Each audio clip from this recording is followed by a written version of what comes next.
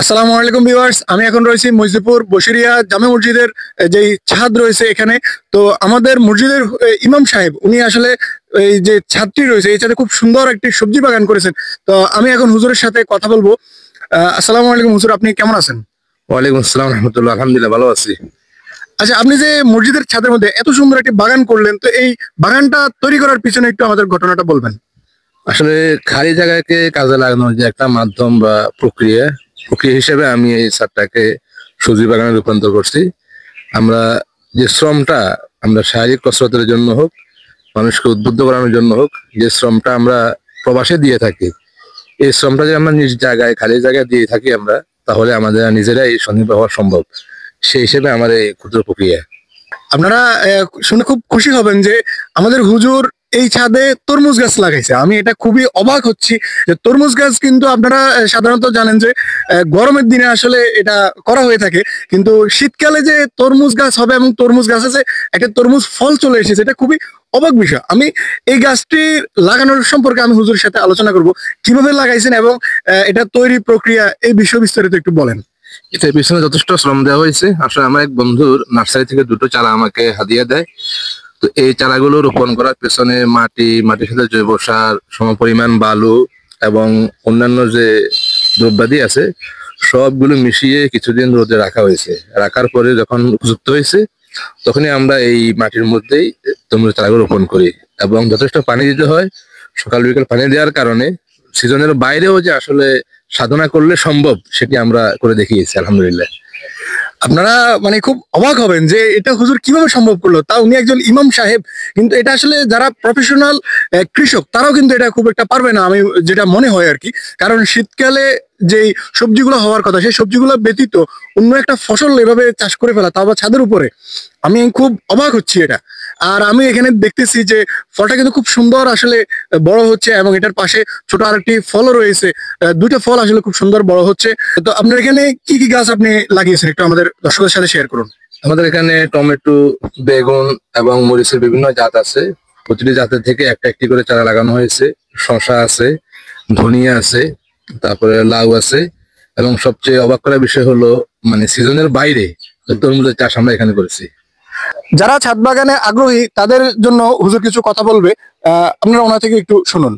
হ্যাঁ, এক্ষেত্রে আমার অ্যাডভাইস হলো আমরা অলস সময় যেন বাড়িতে কেউ না কাটাই এবং প্রত্যেকেরই কিছু খালি জায়গা থাকে। আমরা অলস সময় না কাটিয়ে যদি কেউ আগ্রহী হয় তাদেরকে প্রযুক্তিগত সহায়তা এবং চারা সংগ্রহে যদি সহায়তার প্রয়োজন হয় আমি সহায়তা করব। অন্তত আমাদের এই সমাজে যেন কেউ অলস সময় না কাটায়, খালি জায়গায় যেন তারা প্রত্যেকেই শীতকালীন বা অন্যান্য মৌসুমে যেন তারা কাজ করে।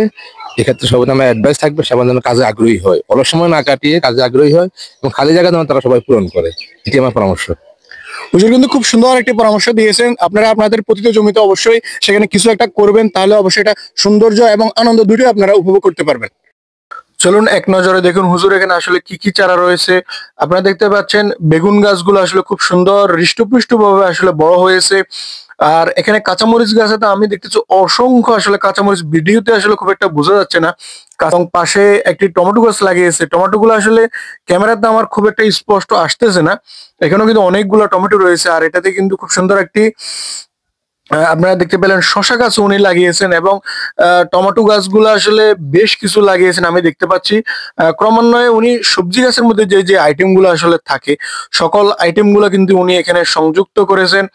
আর মরিচ গাছগুলোর মধ্যেও কিন্তু বিভিন্ন প্রজাতির মরিচ গাছ উনি আসলে এখানে লাগিয়েছেন। আমি আসলে দেখে খুবই আনন্দিত হয়েছি। আপনারা দেখতে পাচ্ছেন সবগুলা গাছেই কিন্তু ফসল রয়েছে, যে কোনোটা গাছ লাগাইছে কিন্তু ফসল নাই এরকম নাই। এই যে ছোট একটা যেই বেগুন গাছ, এখানেও কিন্তু বড় একটি বেগুন ধরে আছে। তো উনি লাগাইছে এগুলো আসলে খুব বেশি দিন হয় নাই, যার কারণে এগুলা লাগানোর পরপরই আলহামদুলিল্লাহ ফসল চলে এসেছে এবং খুব সুন্দর একটি ফুল গাছও উনি আসলে লাগিয়েছেন। আমি খুব অবাক হচ্ছি যে উনি সবজি গাছ, ফুল গাছ এবং একটি আহ এই যে লাউ গাছ আপনারা দেখতে পাচ্ছেন, লাউ গাছও কিন্তু আসলে ফুল আসতেছে, আমি দেখে খুব অবাক হয়েছি।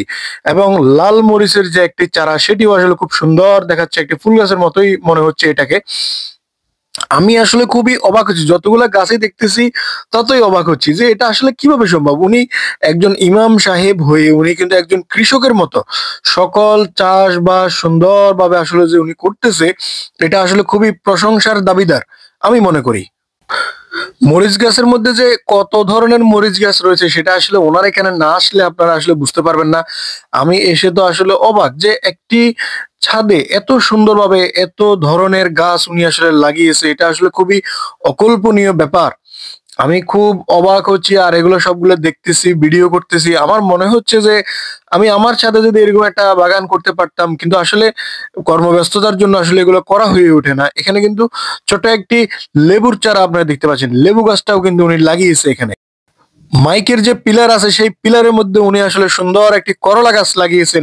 আপনারা আসলে দেখে খুব খুশি হবেন যে করলা গাছটাও কিন্তু খুব সুন্দর হৃষ্টপুষ্ট ভাবে বড় হচ্ছে এবং এটাতেও কিন্তু ফুল চলে এসেছে। আমি খুব অবাক যে এটা একটা পিলার, সেই পিলারের সাথে উনি ছোট একটা নেট লাগিয়ে দিয়েছে, সেই নেটের সাথে এই করলা গাছগুলো আসলে হনহন করে উপরের দিকে চলে যাচ্ছে এবং খুব সুন্দরভাবে এগুলো কিন্তু বড় হচ্ছে।